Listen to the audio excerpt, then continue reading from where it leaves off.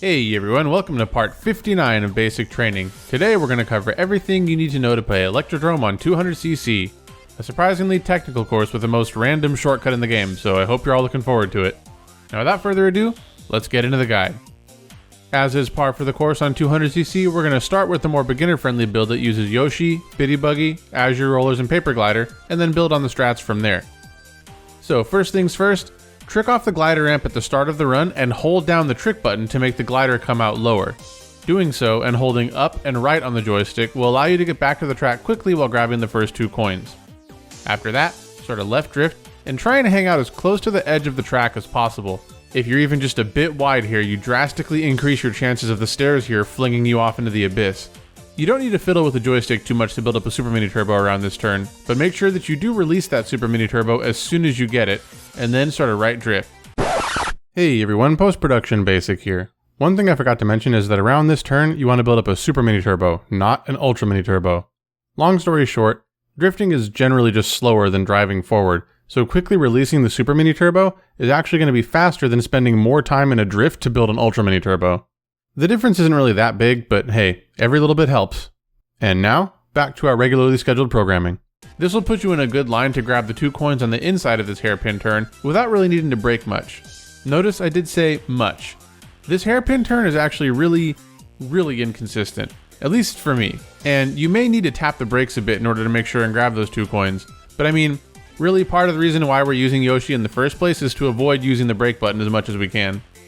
Anyways, after that, grab the next 2 coins and drive straight up the track, making sure to do a right drift around the turn here. The way I suggest you do it is to approach the right turn tightly and then widen up a bit on the straightaway, releasing once you get a Super Mini Turbo. On 200cc, you're going so fast that your momentum should allow you to survive this turn, even if you started out super tight. After that, start a left drift and build up a Mini Turbo around the next turn. Make sure to try not to release it until just after your Super Mini Turbo runs out so that you can chain those 2 Mini Turbos together, which keeps you at boost speed longer. Finally, start a right drift, grab coins 7 and 8, build up an Ultra Mini Turbo, and drive straight off the glider ramp without tricking. Note that we're not doing glider vectoring here, we're just releasing and driving straight off the ramp.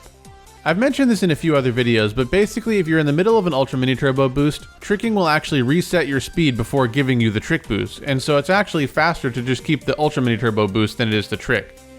When going off this ramp, make sure to go to the right hand side and start holding down the trick button after you're fully off the ramp to do another low glider and get down to the track more quickly.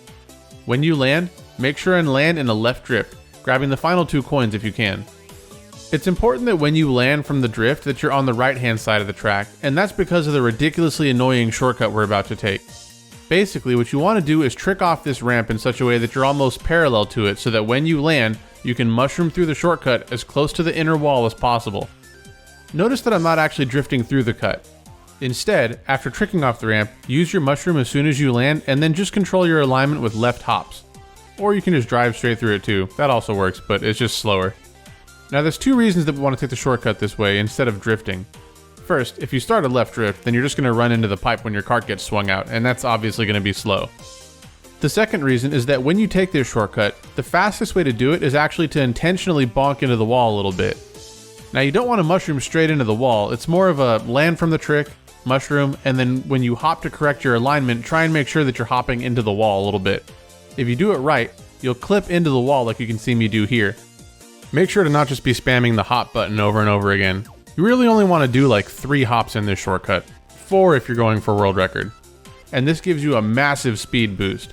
I have no idea why and don't even really have much of a setup for doing it consistently, to be honest. And if that weren't bad enough, this isn't even the best way to take the shortcut. For that, you actually want to build up a Mini Turbo and then hop just before you get to the ramp rather than trick off it. This is crazy hard to do properly though, and it's really only beneficial at world record levels, so I don't recommend spending much time trying to learn this strat. Now believe it or not, that's basically all the strategies. Really the only difference between lap 1 and laps 2 and 3 is that around the hairpin turn, since we don't need coins anymore, you want to make sure to take that turn as tightly as possible, which means you'll need to brake drift a little bit more. Anyway, that's pretty much it.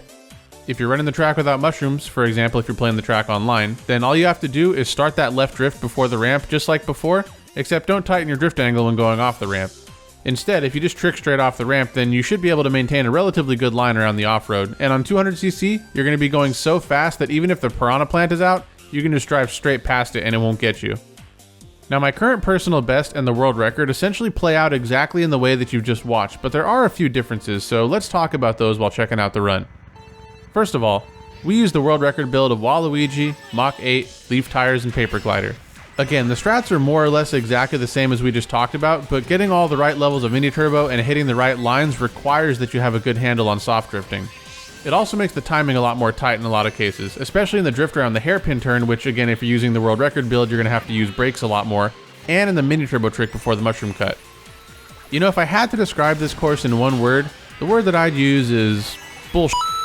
I mean, precise. The drift around the stairs, the hairpin turn, the mini turbo chaining, and the mushroom shortcut all need to be done in very specific ways if you don't want them to be slow as all hell. And you might imagine builds with lower handling, such as the one we're using here, are really unforgiving if your position is lacking. Honestly, the course kinda suffers from Coconut Mall syndrome a bit, where it can feel like you're doing everything exactly the same way every time, but things still just seem to go wrong for no apparent reason. But it's not nearly as bad as Coconut Mall, and all that being said, I just love playing on 200cc, and despite the simplicity of Electrodrome, this was a really fun 200cc course to work on too. It seems simple on paper, but there's a lot of small optimizations that you can take advantage of to really bring your racing to the next level. Once you've gotten the basics down, I highly recommend that you check out Grant's Electrodrome 200cc tutorial, which I'll put at the top of the screen now and link to in the description. I guarantee you'll learn a lot from his videos, so do yourself a favor and check it out.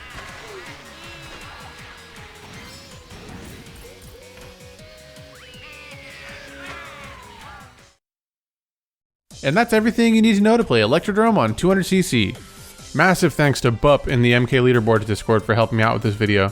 I was sitting at a high 127 for a good while, and when I posted my old PB and asked for some advice on how to improve, they typed a literal essay about the inefficiencies in my run. Their advice helped me save a full second over my previous PB, which in turn allowed me to provide some better advice for you all. Personally, I love this course, beginning stairs notwithstanding, but let me know down in the comments what you think about it.